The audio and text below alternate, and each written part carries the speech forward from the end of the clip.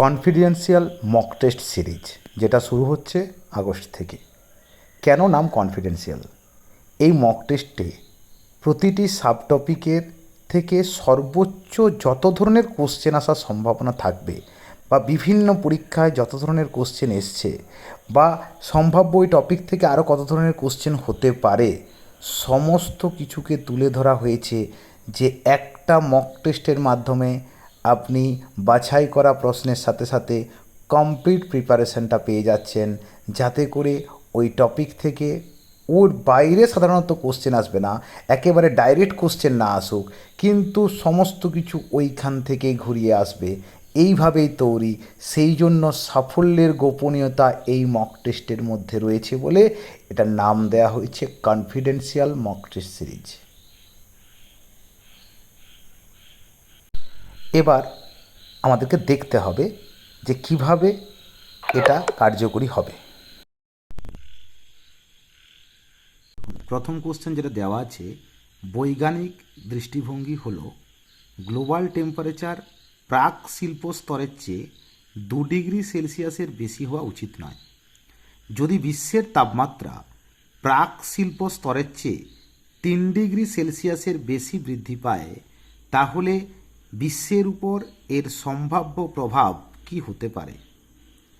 স্থলজ জীবমণ্ডল একটি net carbon উৎসের দিকে ঝুঁকে পড়ে, ব্যাপকভাবে প্রবালের মৃত্যু ঘটবে, পৃথিবীর সমস্ত জলাভূমি স্থায়ীভাবে অদৃশ্য হয়ে যাবে, বিশ্বের কোথাও শস্য চাষ সম্ভব হবে না। এই 4টে অপশান দেওয়া আছে। এই 4টের মধ্যে কোন প্রভাবগুলো হতে পারে? Only 1 and 2 only, 2, 3 and 4 only, 1, 2, 3 and 4, অর্থাৎ 4টা কি বোঝানো হচ্ছে। তাহলে আমাদেরকে এই সঠিক উত্তরটি নির্বাচন করতে হবে। এই প্রশ্নটি এসেছে মহারাষ্ট্র পিএসসি থেকে।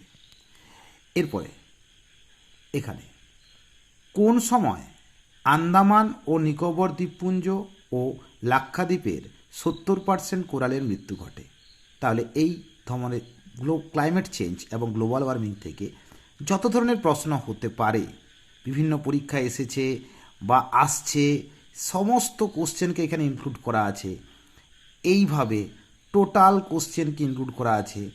এটা একটা দীর্ঘ পরিশ্রমের কাজ, অত্যন্ত জটিলপূর্ণ কাজ, কারণ চ্যাপ্টার ওয়াইজ এইভাবে প্রতিটি কোশ্চেনকে একটা জায়গায় নিয়ে আসা, এইভাবে প্রতিটি কোশ্চেনকে আমাদের তৈরি করা হয়েছে। কম্পিউটারে যে এই কাজগুলোকে করতে সহযোগিতা করেছি, যাতে করে তোমরা বারবারই পরীক্ষা দিতে পারো, সেটা নিয়ে আরেকজন আমাদের সহযোগী ভাই খুব সহায়তা করেছে। তো এখন আমি আলোচনার বিষয়ে আসব। এই যে এই বিষয়টা আমরা আলোচনা করলাম, এই রকমভাবে কোশ্চেন কিন্তু থাকবে।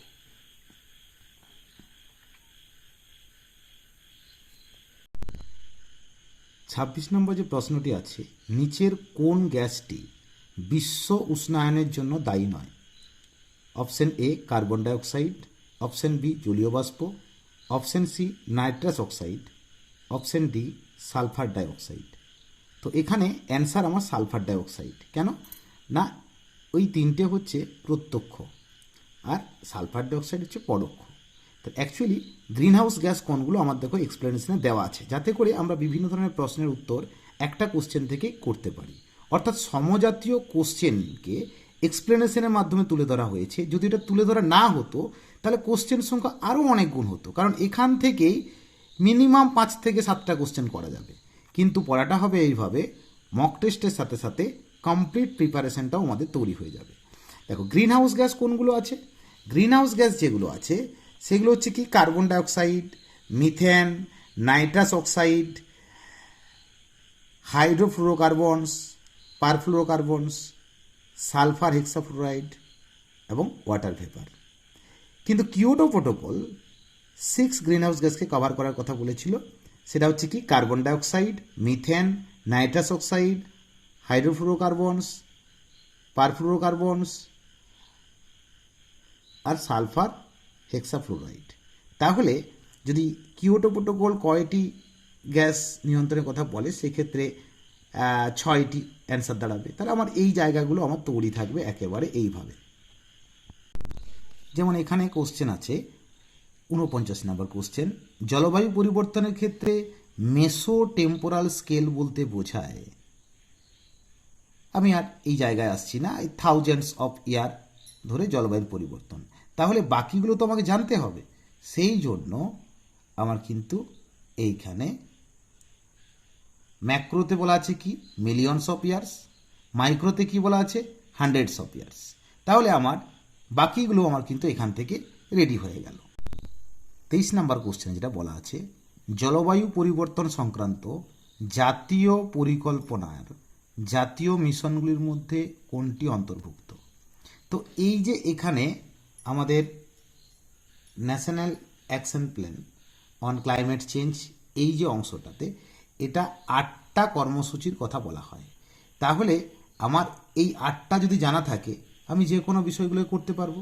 এবং এই 8টা মিশন, যেমন national solar mission, national water mission, এদের লক্ষ্যগুলো কী কী আছে, national mission for green India এটা কি বলতে চেয়েছে, ঠিক আছে, national mission on sustainable habitat, national mission for sustainable agriculture, এইভাবে কিন্তু প্রতিটা বিষয়কে এক্সপ্লেনেশনের মাধ্যমে বোঝানো হয়েছে, যাতে করে কি হয় একটি কমপ্লিট প্রিপারেশন তৈরি হয়ে যায় পুরো এই মক টেস্ট জুড়ে।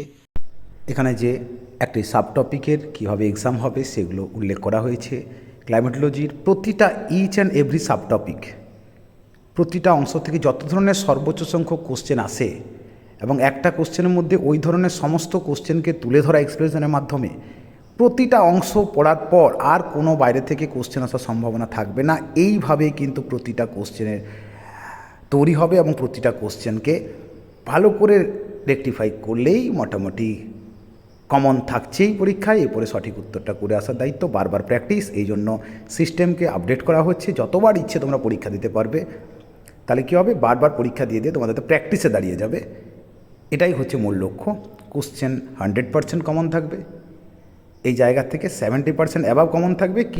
সবশেষে এই মক টেস্ট নেওয়ার মূল উদ্দেশ্যই হলো, সেটা হচ্ছে আমাদের যেহেতু সমস্ত কিছু পড়া মোটামুটি কমপ্লিট হয়ে গেছে, এই অবস্থায় দাঁড়িয়ে আমরা যখন কোনো কোশ্চেন কনসেপচুয়ালে উত্তর দেব, তখন নিজেদের কনসেপ্টটাকে মাথার মধ্যে আনতে পারবো। কিছু কনসেপচুয়াল কোশ্চেন হয় যেটার উত্তর মনে হবে এটা হলে ভালো হয়, এটা হলে ভালো হয়, সেটা নিজের মধ্যে একটা বোধশক্তিও জন্মাবে।